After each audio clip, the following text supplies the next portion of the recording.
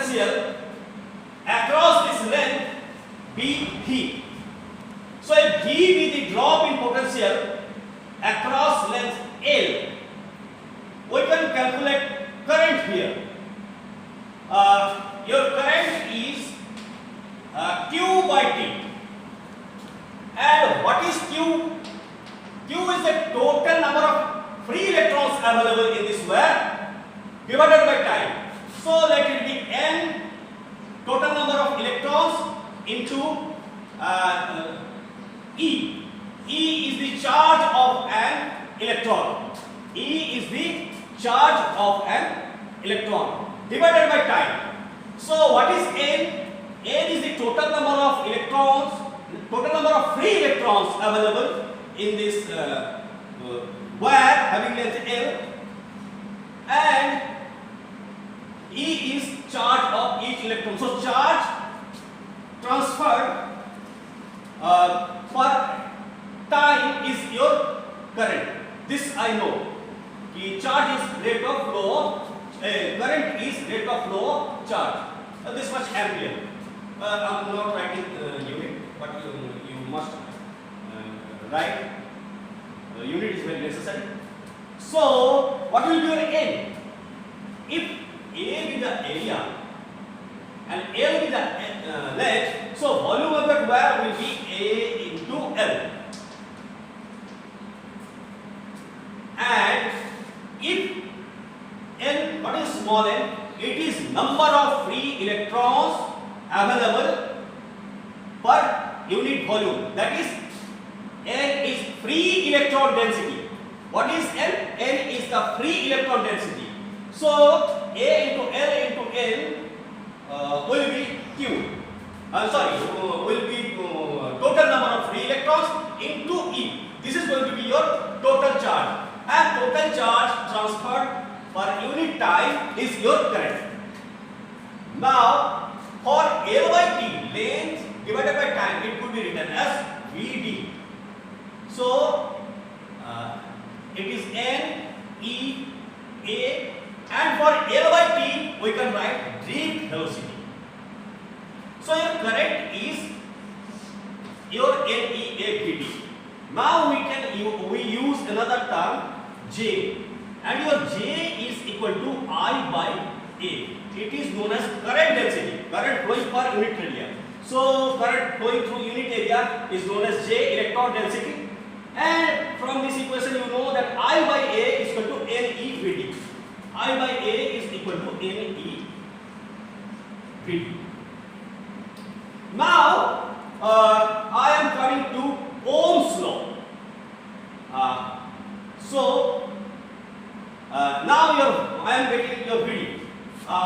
VD, drift velocity, is equal to your U plus alpha T, and your, since average velocity U is your 0, so it could be written as alpha into tau. Another term I am using here, tau, and alpha is acceleration. What is tau? Tau is known as relaxation time. What is relaxation time? So it is the time, average time between the average time of an electron for the two consecutive collision.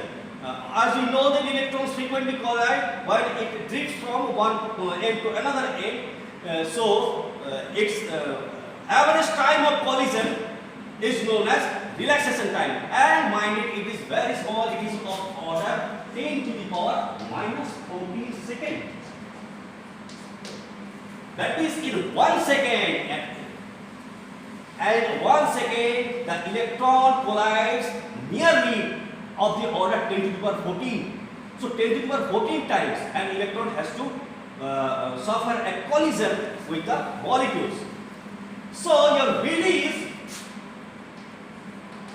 alpha. Alpha is your acceleration of the electron, and your acceleration of the electron is force by mass. And what is your force? Force is your charge of an electron, and E is the EMF. E is the EMF. E is the electric field across the. E is the electric field across the length L. electric field E, and E is the charge of an electron. That is going to be the force divided by mass. What is mass? M, small m. This is the mass of an electron. So this is going to be the acceleration. This is going to be the acceleration of an electron, force by mass into relaxation time. So your VD is this much. And now for E, electric field. For electric field, I can write if the potential drop is uniform over the length L, E can be written as V by L. I am again ignoring minus sign. So E into V by L. V by L for E, and E mass M into tau. And your from here your VD is I can replace VD from this equation. Your VD is I by NEA. VD can be written as I by NEA from this equation. Your VD is equal to I by NEA. So I can write VD is equal to I divided by NEA. This is your VD, and it is your E into V. V is voltage into tau divided by M into L. Now what is your V by I? Your V by I is equal here, or V by I is equal to M into L will come into numerator. So M into L, I is here, and E tau will come to denominator. So N E comes here, it becomes a square. A is there, N E A and tau. So your V by I is equal to N E square tau A twice as much. So N E square A tau V by A, and this quantity is a constant term, where M is the mass, N is the length, A is the area, N is square tau. Now V by I is equal to a constant. Since all these terms are constant, and this is known as resistance. This is known as resistance. So now let's see how resistance works. What is resistance? Your R is from this V by I is equal to R. So this can be written as M into L divided by N E square A tau. And this is V by I is a constant, and we call it R. Now you can see from here, your R is directly proportional to L, your R is inversely proportional to A, what we have learned here. And if we compare R, as we know, R rho, which is known as resistivity, rho L by A, you get M into L divided by N E square A N E square A tau. So L cancels and A gets cancelled. Your rho, that is resistivity, your resistivity is M divided by N into E square into tau. This is your resistivity. So all these derivations or all these physical quantities you may be asked in your paper, and you have to derive all these things in your board when you have to appear for the examination. So prepare all these things very carefully, and we can again use our brain to analyze so many things here. Sometimes we have learned that if temperature is increased, how resistance is increased. If temperature is increased, resistivity will increase, just because if temperature is increased, relaxation time will decrease. If relaxation time decreases, means the